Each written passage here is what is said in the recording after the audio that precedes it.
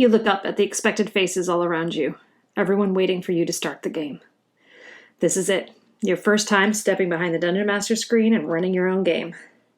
As you look at your friends, you feel the butterflies building in your stomach, the air starting to catch in your throat.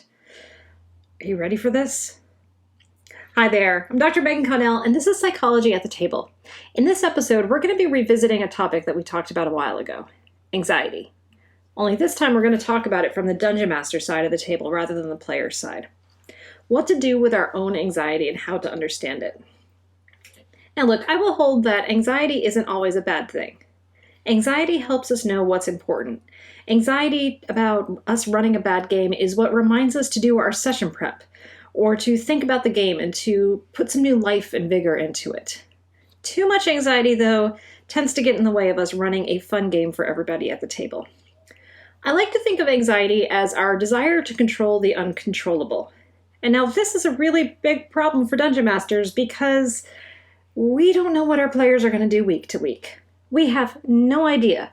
We can generally have an idea of what it is they want to see and where they want to go, but things might change. That throwaway NPC you had, they might all of a sudden all love them and want them to come along and tag along with them. Or that village you hadn't even thought about building for another few weeks, they decide to make a beeline to it and explore it. We don't know what they're going to do.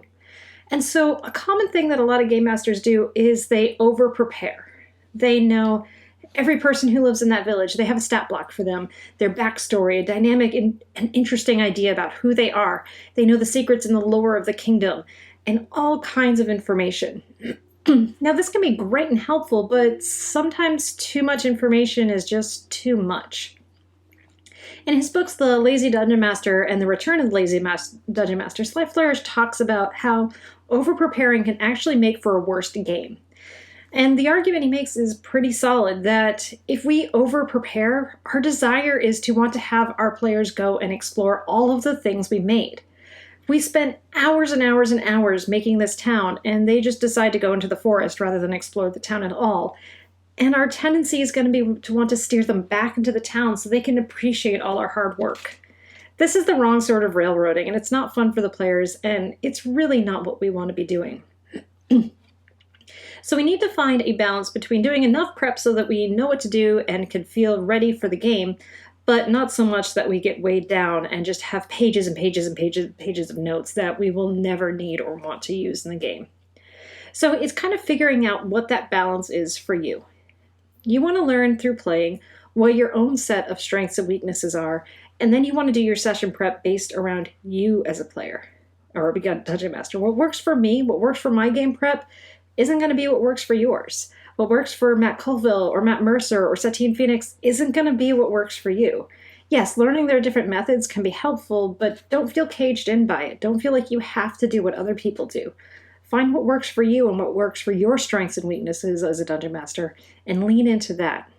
Now, if anxiety does tend to get in the way of you running your games, here's a few tips and tricks I would ask you to keep in mind. The first one is a biggie. Your players don't know what you have prepared.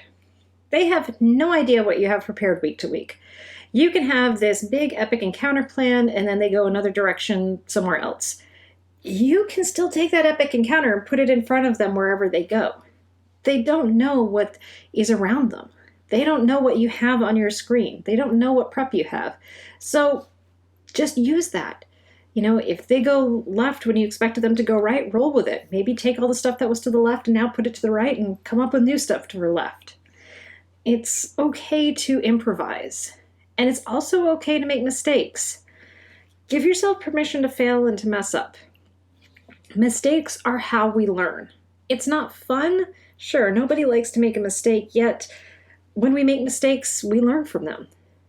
It helps us grow. It helps us understand what to do and what not to do in our games. It's when we don't let ourselves fail and we don't take risks that our games can start to feel predictable, stiff, and boring. So we don't want to do that. We want to have that ability to grow and to develop. Also, be willing to push yourself to grow. Find the things that are personally challenging for you and lean into those things. I'll share for me, I did not do well with randomness in my games. When my players would do something I didn't expect, it really threw me off and I had a hard time getting my feet back under me. And so what I did was I started intentionally putting randomness into my games to make me learn how to adapt and to overcome. And so one of the tools that I've used with this is Gemhammer and Sons Deck of Wonder. I will disclose they are friends of the channel and friends of my show Clinical Role, but I was using their products way before they were friends of ours.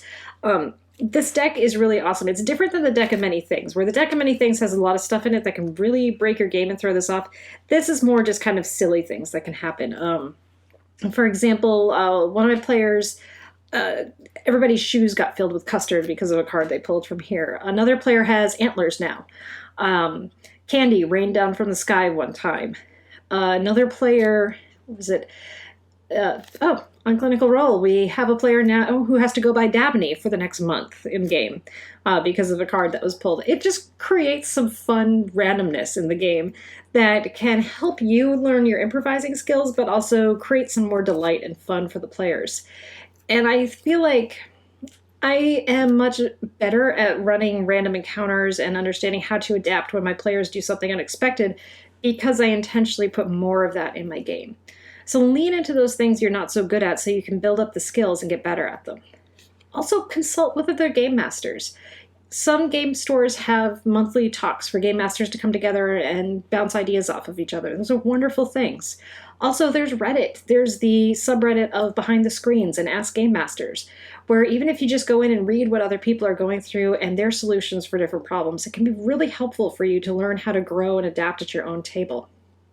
Also, if you need it, ask for help, whether that be help running your game or more professional help because you've realized that things are just too much for you. I'm going to put a link in the doobly-doo to Take This's resource page. Take This has a lot of awesome articles on depression, anxiety, and also some resources for how to go about reaching out for help and getting help when you need it. Anyway, I hope that this was helpful to everybody. If you have questions, please leave them below. And as always, let's make space at the table for everyone.